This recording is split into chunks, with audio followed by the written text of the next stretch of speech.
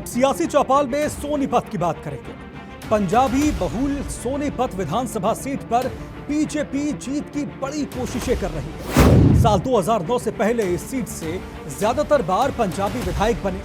हालांकि अब 15 सालों से ये सीट पंजाबियों के हाथ से खिसक गई है। इस क्षेत्र में मुख्य मुद्दों में जाम की समस्या और मेट्रो प्रोजेक्ट शामिल हैं। पिछले चुनाव में सोनीपत की जनता ने कांग्रेस के सुरेंद्र पवार को अपना जनप्रतिनिधि चुना था। सुरेंद्र पवार अवैध खनन और मनी लॉन्ड्रिंग के मामले में फिलहाल जेल में बंद हैं। कांग्रेस ने इस बार फिर उन्हें अपना प्रत्याशी बनाया है। वहीं बीजेपी ने अब की बार यहां पंजाबी कार्ड खेला है और निखिल मदान को मैदान में उतारा है। निखिल मदान 2020 के सोनीपत नगर निगम चुनाव में कांग्रेस प्रत्याशी के तौर पर मेयर बने थे। 2024 के विधानसभा चुनाव में सोनीपत में क्या होने जा रहा है, आइए जानते हैं सियासी चौपाल में। नमस्कार, स्वागत है आपका टीवी 24 पर। मैं हूं आपके साथ नितिन आमतिल। चुनाव का माहौल है क्योंकि हरियाणा में विधानसभा चुनाव का बिगुल बज चुका है। सभी पार्टियां दावे तो कर रही हैं, लेकिन ग्राउंड पर हकीकत क्या है?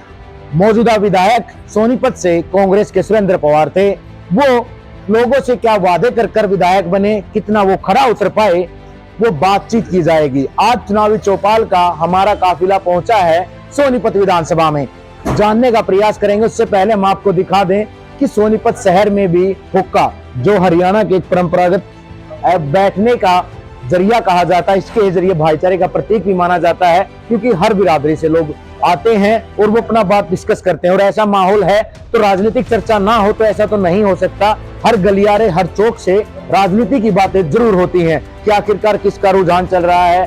भाई इसने ये काम नहीं किया, कांग्रेस के विधायक इस बात को लेकर आए थे, ये नहीं कर पाए, वो बातें जनता बताएगी। हमारा मकसद सिर्फ वही है कि आखिरकार सोनीपत में क्या होना चाहिए था और क्या नहीं हो पाया। शुरुआत कर लेते हैं। क्या नाम है जी आपका? मनोज जी, सोनीपत से हैं आप, अब चुनाव है तो क्या चर्चाएं हो रही हैं, क्या माहौल है, क्या मुद्दे हैं? देखो, चर्चाएं तो ऐसी है कि 2019 के अंदर जो सोनीपत से सुरेंद्र पवार जी को जो विधायक बनाया था, वो झूठ बोलकर विधायक बने थे। वो जो काम की बातें थी, उन्होंने कोई इस 5 साल के अंदर कोई काम नहीं करे। मुद्दे चाहे वो सड़क के हों, पार्क के हों, गली के हों या कि सीवर के भी हों। आज पूरे 5 साल के अंदर हर साल बरसात के अंदर पानी भरता है। आप किसी भी गली को उठा लो आप, तो बस यही है कि हमारा मेन मुद्दा यही है कि भाई अब की बार कमल के साथ जाएंगे हम, निखिल मदान को अपना प्रत्याशी बना के अपना भाजपा की सरकार। वो तो आपका किसे वोट देंगे, लेकिन वो तो ये कह रहे थे चुनाव के समय कि हम चंडीगढ़ बना देंगे। क्या सोनीपत भी नहीं बना पाए? नहीं, प्रॉपर सोनीपत भी नहीं बन पाया। बड़े आरोप हैं। एक आरोप आपसे जानेंगे, एक आरोप सुरेंद्र पवार जो यहाँ से कांग्रेस के विधायक कह रहे हैं कि सत्ता बीजेपी की थी और वो विपक्ष के नेता थे, इसलिए सोनीपत का विकास नहीं करवा पाई या वो करना नहीं चाह रहे थे। कहते हैं ना, सांस लेते हैं तो जख्मों को हवा लगती है। मैं मुख्य मुद्दे पे आपको बिल्कुल प्राकृतिक नेचुरल मुद्दा बताऊं, जल भराव की सोनीपत की सबसे बड़ी समस्या है और उसमें जहाँ तक मैं कहूँगा वो असफल रहे। बस कारण जो भी रहे हो, वादे कुछ और होते हैं, होते कुछ और हैं। तो मैं अगर व्यक्तिगत रूप से कहूँ तो कोई भी ऐसा आदमी हो, इस शहर की जल भराव की मूलभूत समस्या है, इससे बड़ी समस्या कोई नहीं है। आप कहीं भी किसी शहर में किसी गली में कहीं भी जाओ, किसी कोने पे जाओ, नुक्कड़ में जाओ, गली में जाओ, जल भराव ही जल भराव। ऐसा लगता है जैसे कहीं सोनीपत में नहीं, कहीं चेरापूंजी में आ गए। जैसे कहते हैं ना, चेरापूंजी में सबसे ज्यादा बारिश होती है, यहाँ तो अगर 2 बूंद भी गिरती है तो नदियों का सैलाब सड़कों पर दिखाई देता है बस। और मेरे ख्याल से मुझे लगता है वो यहाँ वो सफल। किस मुद्दे को अहम, क्या जल भराव के मुद्दे को अहम रखकर वोटिंग होगी? भाई मेरा तो मानना व्यक्तिगत रूप से यही है, अगर सोनीपत को स्वर्ग बनाना है, जल भराव सबसे बड़ी समस्या है। एक ही बात कहूंगा, सिर्फ जल भराव, ये सबसे बड़ी बात है। मैं नरेंद्र भारती है। भारती जी, क्या विचार है अब की बार किसके साथ? अब की बार भारतीय जनता पार्टी का एक कैंडिडेट जीतेगा और निश्चित रूप से अगर आप लोग एक मूल्यांकन, जीत का दावा आप कर रहे हैं, लेकिन हम जीत का दावा नहीं कर रहे हैं। आप बीजेपी के साथ जा रहे हैं, लेकिन मौजूदा बात कर ली जाए, मौजूदा विधायक पवार यहाँ से फिर कैसे बने? और इससे पहले 10 साल तक बीजेपी का ही शासन रहा है, कैबिनेट मंत्री भी बीजेपी की ही थी, फिर वो काम क्यों नहीं करवा पाई? निश्चित रूप से जब कविता जैन जी मिनिस्टर थी, इस सोनीपत का काफी यहाँ पर काम हुए हैं। मुझे याद आता है कि 2014 से पहले जब भूपेंद्र सिंह हुड्डा चीफ मिनिस्टर थे, इस सोनीपत को 2 हिस्सों में बांट दिया था, रेलवे लाइन के परली तरफ और रेलवे लाइन के इधर। आदमी इधर का उधर जाने की स्थितियां नहीं थी, सड़कों के दोनों तरफ कीचड़ भरा रहता था, सड़कें टूटी हुई थी। और आपने देखा ये फ्लाईओवर भी जानबूझ के गलत बनाया गया भूपेंद्र सिंह हुड्डा के शासन में।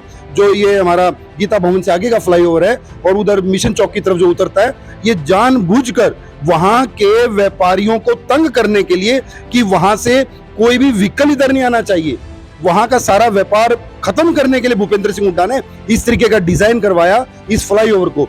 वो इतना चालाक व्यक्ति है, वो केवल और केवल एक जाति की राजनीति करता है, एक शहर की राजनीति। फिर 10 साल में क्यों नहीं ला पाए, जल भराव की समस्या दूर क्यों नहीं कर पाए, क्या मानते हो? बहुत हो रही है। गंदा नाला तकरीबन 80% उसका काम हो गया, बहुत प्रोग्रेस पे काम है, बहुत काम प्रोग्रेस पे। बीजेपी ने शक्ल बदल दी सोनीपत। लगता नहीं पहले हो जाना चाहिए था? पहले हो जाना चाहिए था, लेकिन टेक्निकली बातें होती हैं, थोड़ा कई ठेकेदार कुछ होता है, कभी कुछ होता है। मतलब बीजेपी के काम से जो उनका काम का जो तरीका है जो है वो बहुत बढ़िया है। बगैर अलग जगह दी खट्टर साहब ने, इन्होंने बीजेपी ने बगैर खर्ची बगैर पर्ची बदली। देखो बदली, पूरे हरियाणा के कर्मचारी कितनी शांति से घर बैठे बदली करते हैं।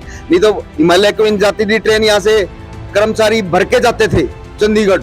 बदली बदली बदली बदली, नोट टू बी ट्रांसफर। इतना करप्शन, CLU CLU CLU।